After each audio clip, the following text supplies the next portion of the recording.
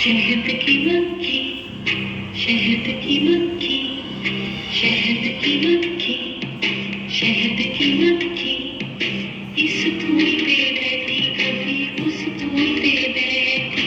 शहद की मक्खी, शहद की मक्खी, इस फूल पे बैठी कभी उस फूल पे बैठी।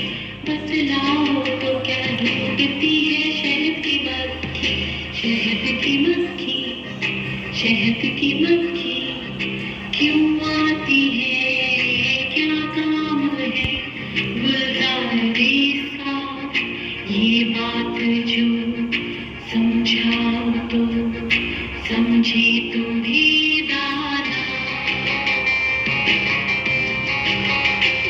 चहकार के फिरते हैं जो गुलशन में परिंदे, क्या शहद की मक्खी की मुलाकात है इनसे।